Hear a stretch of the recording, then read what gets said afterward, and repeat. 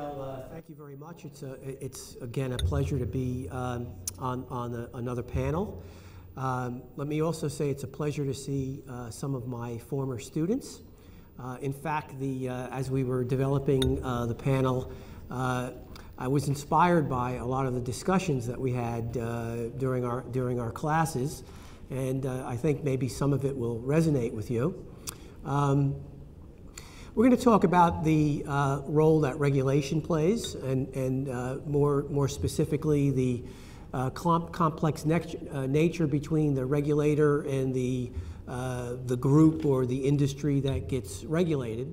And we heard this morning, and certainly even during the last presentation, with regard to the financial regulations. And if we look at the raft of regulation, at least over the last 5 or 6 years, I think we can maybe conveniently categorize them in terms of finance, banking, and healthcare, and that's really what we're going to be talking about this afternoon. We're past our time, as you know, and we're running late. So fortunately or unfortunately, we're going to have a bit of a truncated conversation. The panelists are all experts in their field. The bios are in the packet, but I'll just briefly introduce them. To my immediate right, Bill Megna. Bill practices complex healthcare law. He represents many clients in the insurance industry, both insured and self-insured plans. And Bill was sort of right in the middle of the healthcare reform, the Affordable Care Act. And it's one of those examples, as we'll find out shortly, where business took a industry, the pharmaceutical industry and healthcare industry, took a very, very aggressive role in negotiating the types of regulations that would ultimately, ultimately form the foundation of the Healthcare Reform Act. So we'll be relying on Bill for his expertise in that discussion. Also with us is Dolores Atalo, who is a firm director at Deloitte. Her expertise, as you can see in your packet, is in risk management, corporate governance, and certainly when we begin to discuss some of the financial regulations, a lot of, I think, what the federal government was trying to remediate were governance issues, conflicts of interest, even executive pay. So we'll be hearing more about that as well. Dick Vader is not in your handout in terms of his biography, and that's because Elaine essentially drafted him for this panel. So we want to thank Dick Vader for, in fact, agreeing on short notice to be a part of the panel.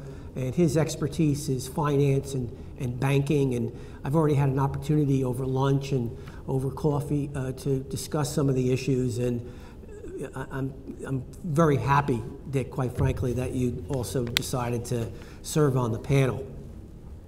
So that's how we're going to proceed. And of course, my former students, the first question I'll always ask is, are you caffeinated enough for the discussion? And assuming you've all had your coffee and you're all settling in, we'll start. Now, I think I'm going to start on the finance end. Dick, I don't want to put you on the spot, but it's something that you told me earlier, again over coffee, which was fascinating to me. And you had mentioned that the consumer, the customer here, was a part of the problem of ultimately what was the financial meltdown. I was wondering if you could elaborate on that just a little bit, and also talk about the type of regulation that you foresee which would have an impact on consumer choice in the financial market. Well, let me address regulation in banking and finance. It's significant, it's adverse, it's costly. If you're a student, it's a growth business. It's recession-proof, okay, and it's not productive. That's my general impression. More specifically, Dodd-Frank had 4,000 927 pages of proposed rules, which has to date resulted in 4,604 pages of written regulation. So banking is not fun anymore. The Dodd-Frank bill also created the Consumer Financial Protection Bureau, which was established to address some of the abuses, if not many of the abuses, that created the crisis. What kind of abuses did we have? We had mortgage brokers or mortgage bankers being incented to peddle the worst kind of mortgage possible to consumers. And the reason they did that was the incentives paid to a mortgage broker to originate that product, which product was then purchased by the stockbrokers. And they were sliced and diced and put into private label CMOs and such. So in a sense, the consumers themselves brought a lot of these problems on by not understanding the kinds of products they were being offered, notwithstanding the high and elevated prices being paid for real estate. So in part, I think consumers can be blamed for part of the problem. But notwithstanding that, creditors do have rights. It was referenced here earlier that New Jersey has one of the highest foreclosure rates. In fact, it's among the top 3 in the country because of judicial review of mortgages. So creditors have had a very difficult time perfecting their interest in collateral, specifically homes, notwithstanding the fact that the borrowers have been living in these homes for 1, 2, and 3 years without making payments. Dodd-Frank does a couple of other things. It invokes the Volcker Rule, and for those of you who do not know who Paul Volcker is, he bailed out the banking system and quite frankly the government in 1979 by changing the approach that the Federal Reserve had to monetary policy. What the Volcker Rule specifically addresses is proprietary trading in securities by banking companies. And that was something that the Glass-Steagall Act in the Depression, in the real Depression, separated from banks. And it was only more recently that banks were permitted to trade with their own capital in securities. And I guess finally on the regulation and supervision front, the current topic is about Basel III. And what Basel III is an attempt at fitting capital rules one size fits all. And what they're attempting to do is impose on all banks a more rigorous definition for what is equity, how much equity a bank could and should have. I think the net result of all of this, as I asked the economist from the Federal Reserve, is we're going to have fewer jobs in banking and finance. We're going to have weaker banks who are not going to be able to get the equity, the common equity they need to run their businesses. And ultimately, that will result in the sale of more banks. And honestly, I think it will result in less credit being available to consumers. So again, regulation from a banking perspective is significant, it's adverse, and it's terribly costly. Thank you. Well, but one of the takeaways is that somebody's got to get paid to read through these tens of thousands of pages of regulation and to advise their clients. So for those of you who are preparing to launch your careers, you might want to take note of that. Dolores Stick says that banking isn't fun anymore, but I'm wondering whether part of the problem was having too much fun. That was never my job, but I'd like to add on to some of the comments that Dick made in support, and also just to offer a little bit of a different point of view. You can't regulate accountability, but certainly some of this regulation is there to drive more accountability and also more transparency. So it's very important to understand what's going on in organizations and to hold people accountable for decision making. Now, what regulation can't do, institutional investors seems to be very successful in doing, And if any of you have a pension or a 401k of any kind, you should be very interested in this part of the dialogue. So while regulation may drive some of the bright lights around the rules of the road, a lot of the gray area around accountability, governance, and transparency is coming through from the institutional investors, driving a demand for value. So in terms of the fun, it's much less fun to be on a board of directors. That's actually the least amount of fun right now.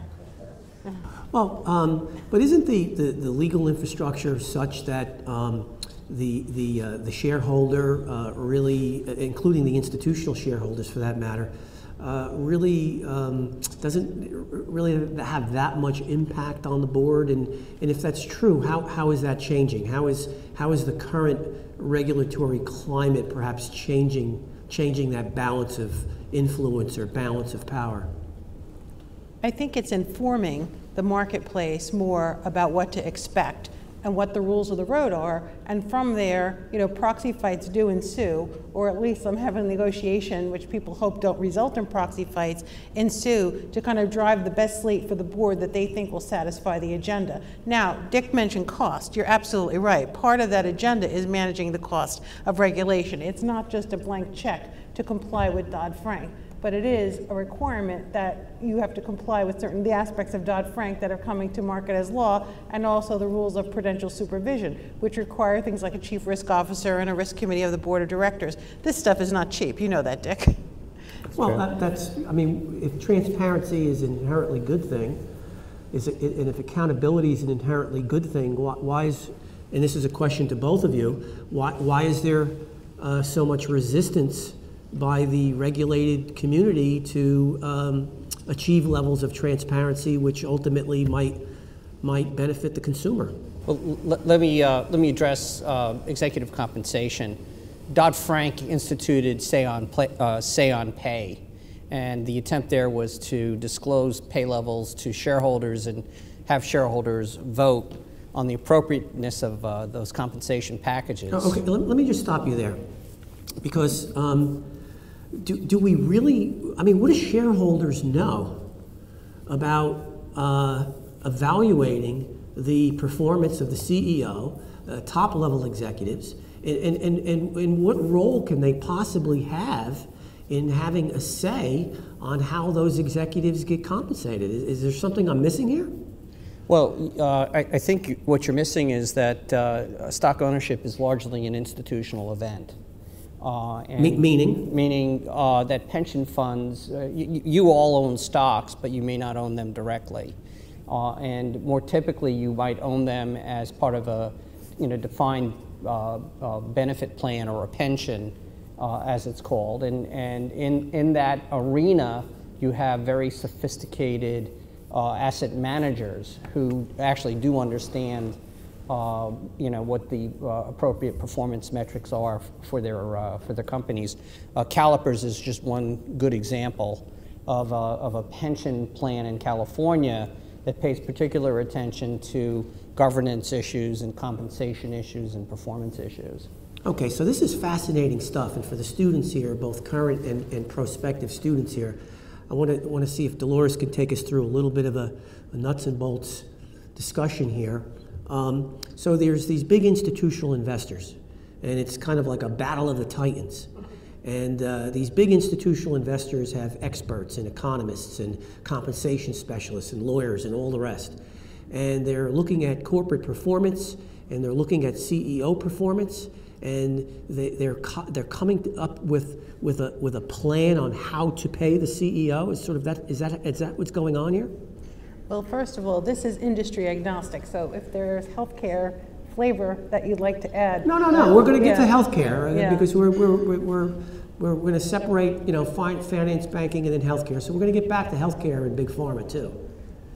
Well, every institution that's public, that has a board of directors that sells stock, has to provide these views into the organization. So in terms of the compensation process, it's got to be tied to some goals that are measurable, that are agreed upon, and they should be linked with the strategic plan. So you're saying, how do they measure it? How do they do it? It's hard to walk in the middle of the process and assess it, but certainly as they're disclosing the plans for the following year, meeting those goals should be some kind of link to how they get paid for those goals. So just kind of summing up and relating to the discussion we had earlier about the 1%. So do you see this more Dick and Dolores, as kind of a name and shame? You know, should we name these CEOs who are making what's perceived as excessive compensation and make it public and have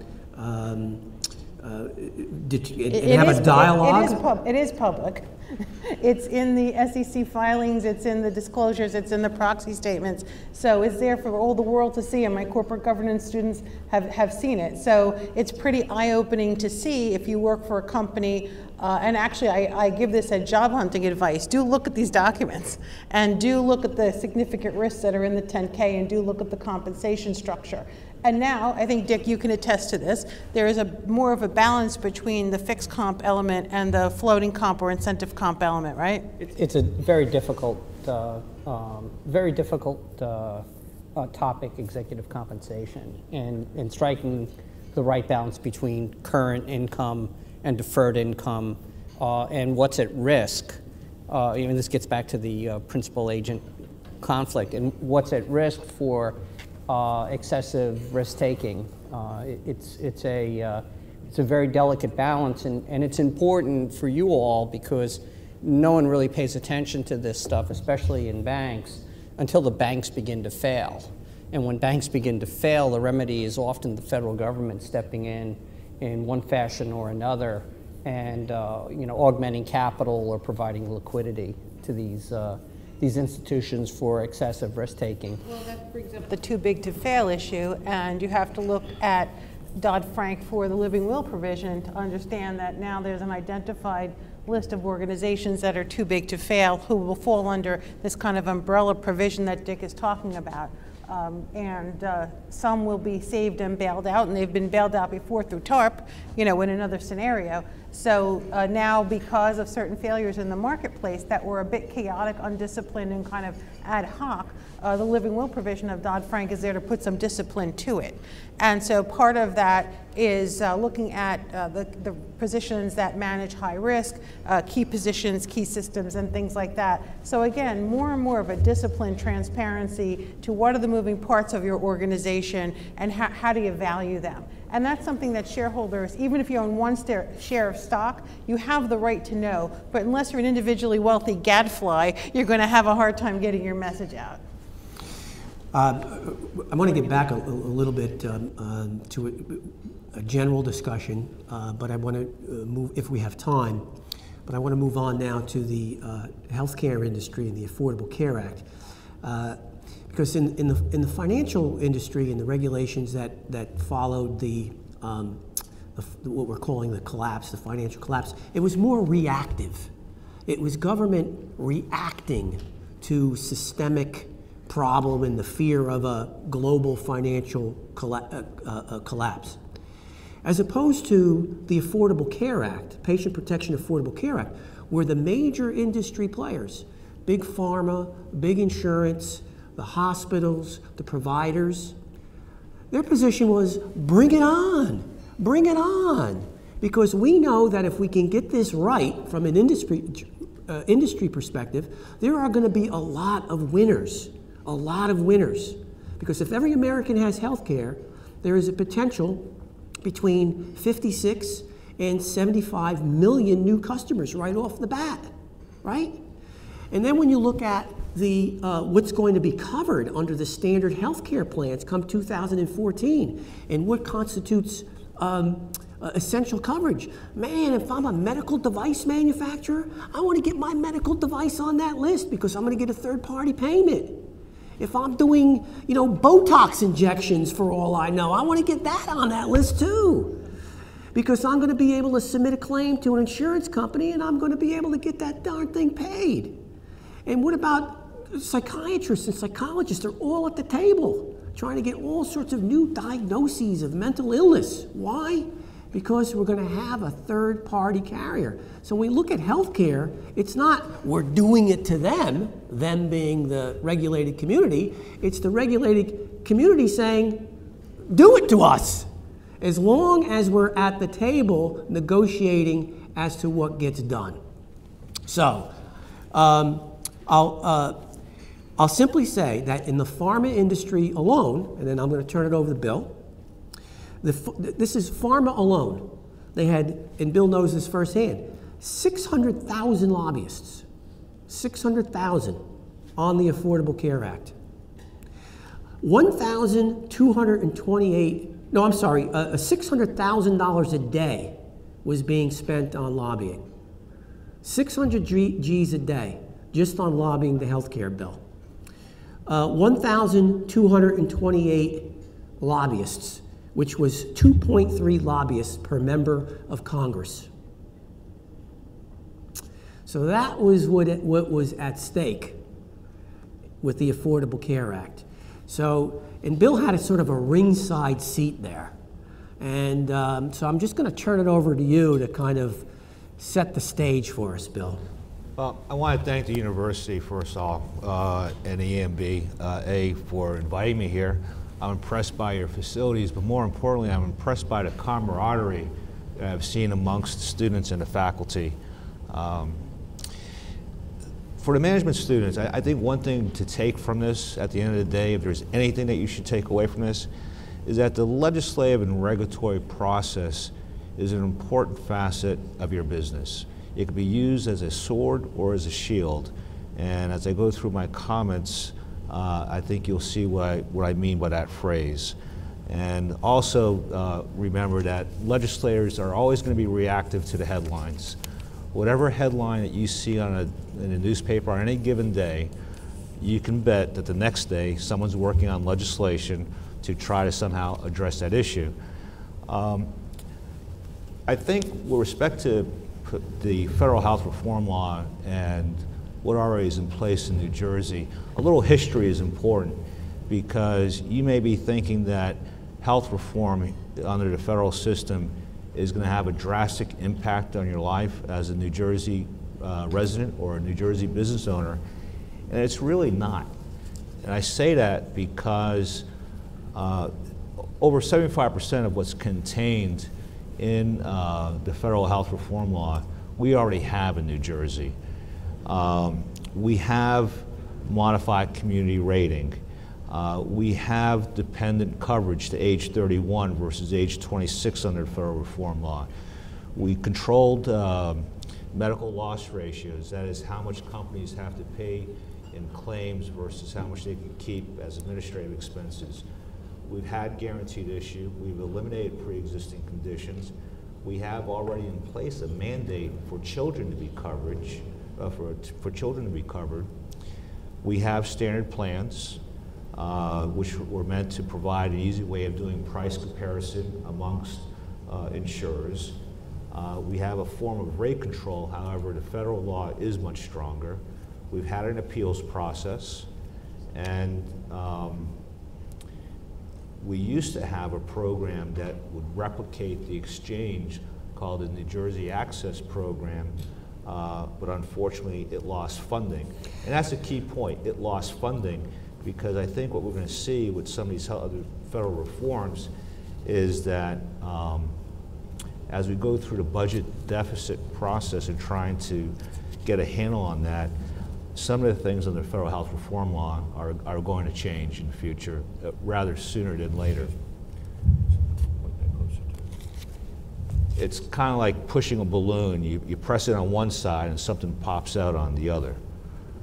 John, what were you saying? Well, no, so basically, at least for us in New Jersey, you're saying that the health reform will not be that disruptive to the market and to business generally. That's correct. Okay, that's so correct. that's good for everybody to know, not to panic, not to think about the sky falling. That we're going to be implementing this form. People are going to get insurance. There's going to be more accessibility. We haven't talked about the subsidies just yet, but it's not going to be as disruptive as perhaps the rhetoric would lead you to believe. I do, though, want you to focus on the positioning among the industry in pretty much getting what they wanted out of the law. Well, not everyone came away 100% a winner, except for pharma.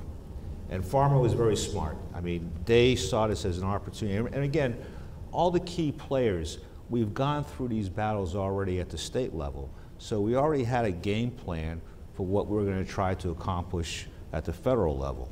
Pharma, however, really wasn't involved in any of the state legislative fights, but in this case, they were very well prepared, quickly allied themselves with the administration, made record political contributions, supported, like I said, supported the legislation early on.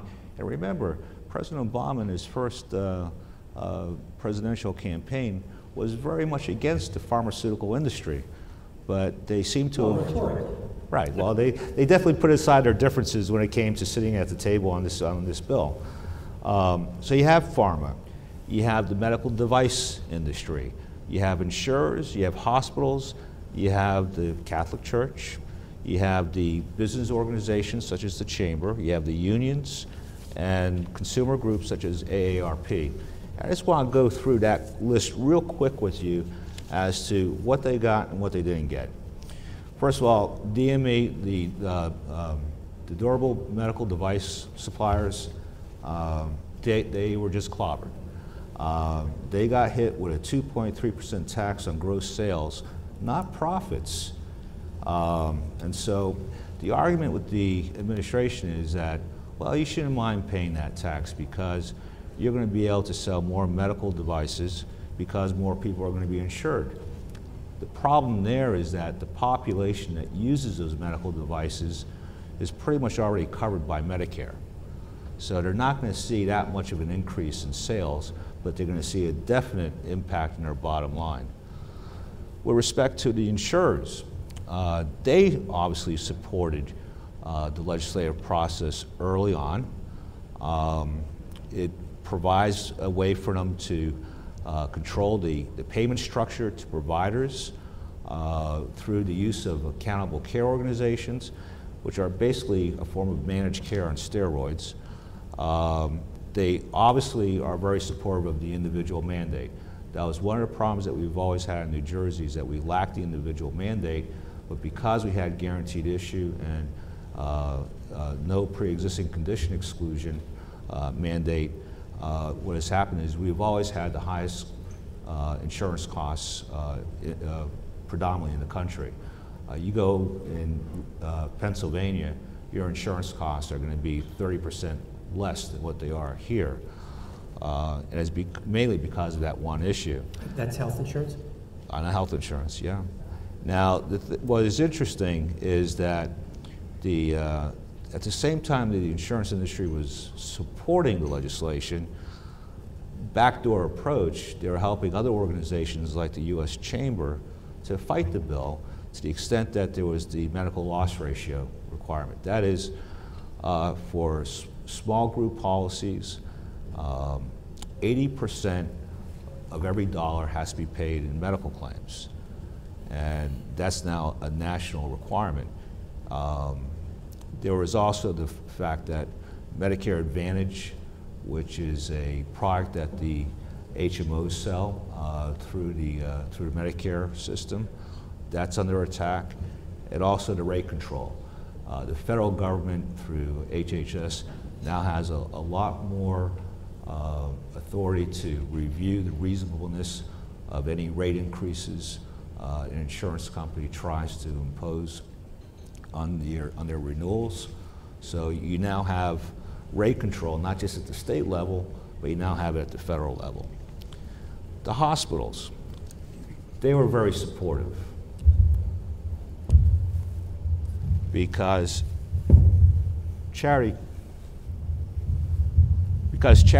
under charity care, right now, everyone is covered, and they have to rely on state funding in order to cover those expenditures. Here you more or less eliminate that problem because you now have federal dollars coming into the system to replace those subsidies that were always on a year-to-year basis at risk. What we're also seeing is that the hospitals are the primary movers in setting up these accountable care organizations, which are medical homes where you have a number of different practices coordinating care for an individual through one setting. And so that's been a big positive for the hospitals. The big negative for them is the Medicare penalties that they're going to have for readmission rates. If an individual goes in for, say, a heart procedure and then is readmitted within 30 days, the hospital is going to be penalized for that. The Catholic Church and the bishops, they were supportive of the bill because, again, the Catholic Church runs a number of hospitals. They have the charity care issue and also immigration policy. Many of the people that are using charity care are immigrants, and this is part of undocumented workers. That's right. So you know, this is where an area where the church is very supportive, but at the end of the day, what took them by surprise was the birth control issue and the requirement that all medical plans have to provide birth control, and not just prescription drug, but other medical devices for birth control. Chamber of Commerce, I mean, major trade association trying to lobby against the bill. They probably came out, maybe not totally a loser on this, because they were able to solidify their base with their membership. The unions supported the plan.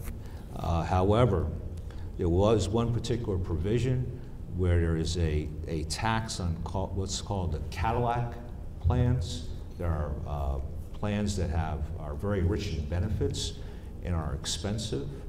And so the unions saw that, and most union plans are Cadillac plans. And so that tax, as a compromise, is delayed until 2018. And I'm sure we'll see some type of amendment to that provision in the bill in the future. Also, there are waivers for a number of plans as a transitional period for mini-meds, which are catastrophic type of health plans, and 25% of those waivers went to the unions. And finally, the big winner was pharma, do you think? Absolutely. Now, what's also interesting, I want to get to AARP. Yes, the seniors. Yes. You got to understand, AARP, 50% of their operating revenue comes from commissions on health plans that they sponsor. Did anybody know that? That our friendly AARP, most of their revenue comes from selling insurance, healthcare insurance? Yes, some of you knew? Excellent. Good Membership job. only accounts for 20% of their revenue. And of course, the higher the premiums, the more commission dollars they're going to earn. So they were, they kind of sat on the sidelines on this in a way. And also the product that they typically get most of their commissions on it's a Medicare supplement policy, and most of the provisions of the Affordable Care Act does not apply to that type of coverage. So at the end of the day, the majority of their members were against Obamacare, so that's why they took kind of like a very silent approach, if you notice, this time around. But they were supporting the administration behind the scenes on the bill. I thought probably of all the players that were involved from a legislative practice, AARP was the most masterful. Big Pharma just, I mean, they just basically got the pot. Yeah, and they had to pay a price for it too in terms of their contributions. Right. All right, so this is a thumbnail sketch. And we tend to, and I think one of the questions from the floor earlier was that we tend to think in stereotypical ways. But this is a perfect example of how nuanced and how complex the process is. We don't do things. We don't do things to business. You know, the whole. It's very rare that government is the enemy of business, regardless of what the political rhetoric is. Because in a market and in a democracy, right, government and business often work together, and what they do is they negotiate outcomes. That's the nuanced approach. Now, Before I just turn it back to the group just generally, I'll just make one point, and it was the speaker, the keynote speaker this morning says, well, you know, all we have to do is change the campaign finance laws, right? Change them. Well, what he didn't say, and I guess he didn't have to say it, but the campaign contribution is First Amendment protected. Money is speech. Money talks. Literally, money talks. Supreme Court of the United States has held multiple times that when I go into my pocket and I write a check to a candidate, that is the equivalent of going to the public square and carrying a sign. That's political speech. And you know what? We don't suppress political speech in the United States. Now, we talk about wage inequality, right? Some people are going to have more political speech than others. That's the essence of our sort of postmodern democracy.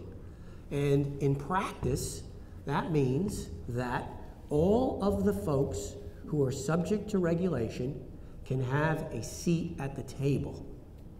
If they have the resources to get a lobbyist and to be persistent, the way all these groups were, they're going to have access, and they're going to have a voice, and they are going to have a direct and immediate impact on the outcome of the regulations that will have an impact on them. And that's democracy. That's democracy. So if you want to change campaign finance, you really have to change the Supreme Court of the United States, is what you really have to do. Now, having said that, we now know from the finance end is that similarly, the regulated community, they're right there at the table, aren't they? The bankers and other interested parties submitted 11,000 comments on Basel III. Every one of those comments has to be addressed by the federal banking regulators. That's democracy in action. Right, regulations just don't become law. Excellent point. There's a notice of proposed rulemaking and there's a commentary period. And that's what Dick is referring to in that case. That's for all the banking regulation. I also would like to bring some focus on the financial sector, just not as, do you want to work for a bank? Is a bank healthy? Where do you think all these entities in the healthcare industry get their funding? Okay, so Dick mentioned the health and credit worthiness and the tightness or looseness of the credit markets. If you want to build something, whether it's in Newark or somewhere else, somebody's got to finance it. Whether you want to, expand programs, somebody's got to finance it. So the health and welfare of the financial sector is not just indicative of, do you like that sector, do you want to work in that sector? It is really the lifeblood of the economy in many ways, in terms of granting credit to buy a house for an individual or to fund a commercial project. And that's why the regulation that guides it is so important to everyone, not just people that work in banks. And just to kind of complicate it just a little bit more, we have this global context, don't we? Not so much for the healthcare industry, although certainly the pharmaceutical industry is a global industry. But healthcare insurance generally is a national market, more or less. But banking and finance, this is an international market, and whatever we do here is not in a vacuum. It has to be viewed in the context of whether the United States is a magnet for the world's money, right? Isn't that one of the major issues with regard to financial regulation? We want money and people, just the way the city of Newark, right? Heard that wonderful presentation on Brick City development? Wonderful presentation. We want people and money to come to the city of Newark. Well, just think about the country in that context. We want money and people to come to the United States and stay and spend and invest.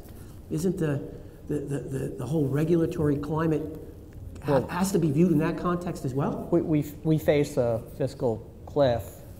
The European economy is at the precipice of the cliff, and what transpires in Greece and Italy and Spain and Ireland and Portugal, and how the Germans specifically react to all of this is already a big test for financial institutions around the world. And it may get more trying over the next couple of weeks and months until there's a resolution, both in Europe and here, about fiscal policies.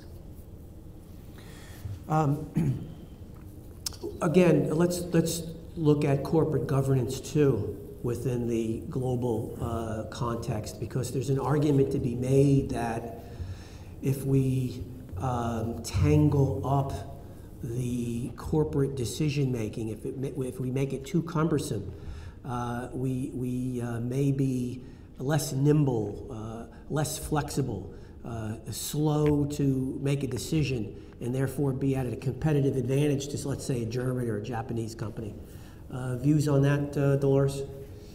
In some contexts, like Basel, there's the home host country provision, which kind of speaks to the highest common denominator being the home host country. But we have seen in the post-Sarbanes-Oxley world, people delisting from the US stock exchange because they don't want to be bothered with some of the disclosures and requirements of things like that. So if we make it hard to do business here, we're going to see less business. And I think that's one of the biggest concerns with some of our rulemaking, right, Dick?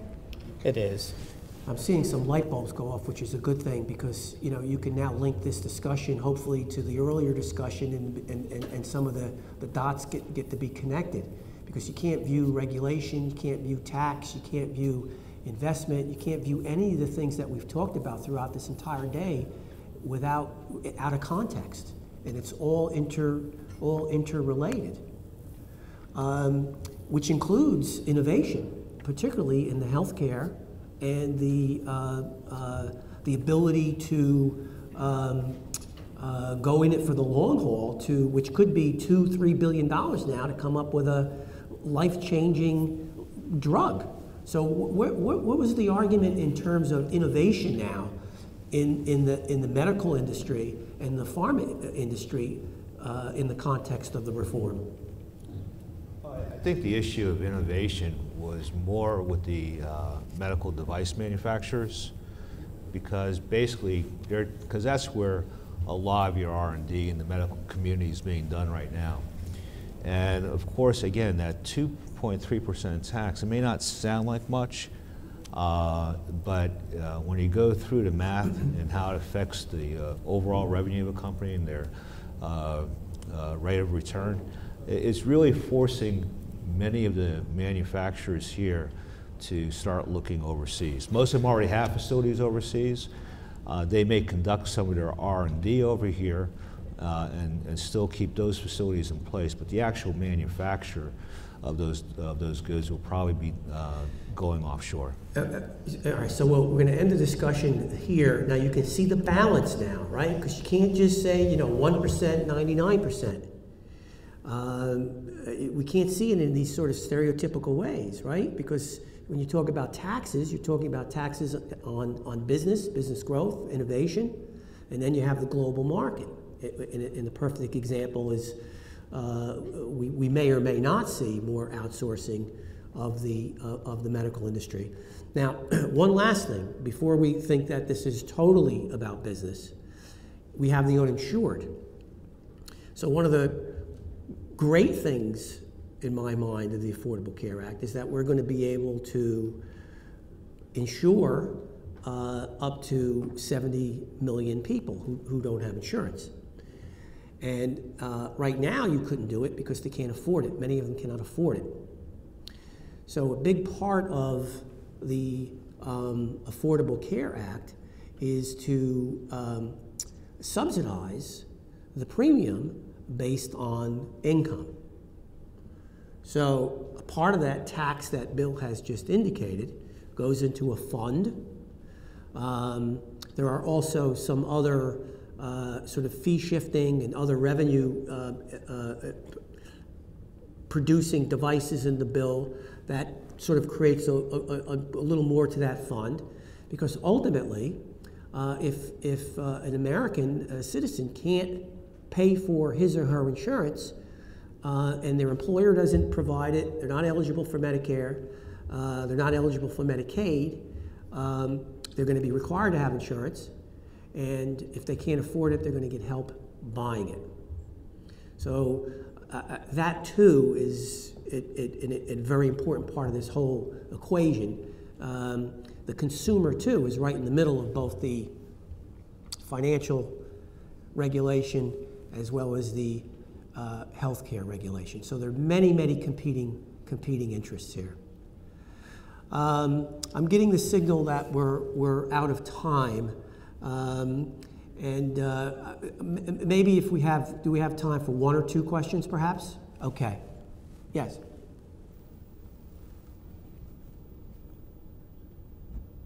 Thank you. It seems that many regulations were reaction to crises. For example, 1913 Federal Reserve, it's a reaction to 1907 panic. The FDIC is a reaction to bank runs. SEC reaction to frauds during the Great Depression prior to that. But unfortunately, many regulators do not talk to each other. For example, not until 10 days before the collapse of Lehman Brothers, Federal Reserve and SEC didn't talk to each other to share information. So the question is, how can those different regulators share information and talk to each other? That's the first question. Second, it seems that the regulations become more and more complex. You just mentioned Dodd-Frank, about 2,300 pages. The Glass-Steagall Glass Act, 1933, only 37 pages. All right, Basel III is just unbelievably complex. So yesterday I just come from a Cato Institution conference on this macroeconomic, including risk. Many people, including FDIC Vice Chairman, believe that we shouldn't adopt Basel III. Just want to hear your opinion. Thank you. Maybe we only have time for one question, but just to sum up some of the general themes before we throw it back to the panel finally. All right, so we have this concept of transparency and getting government regulation to be a little bit smarter, a little more predictive and less reactive. But the level of complexity of what is also another part of the globalized market really throws the wrench into this, because it seems like we're always trying to catch up. This is for the panel now. Are we destined to just, as regulators, if we put our regulators hat on, are we always destined to just like catch up to the next crisis? Nick? My general impression is regulation tends to address an earlier problem, and financiers are very innovative and will find a way around a barrier with the help of good counsel. Okay, Dolores, are we destined to always fight the last war? The public demands that the government do something when these things happen, so there's always a government reaction in the form of trying to quell public doubt and keep stability in the culture. So you're always going to see a reaction. Bill Megna, final word?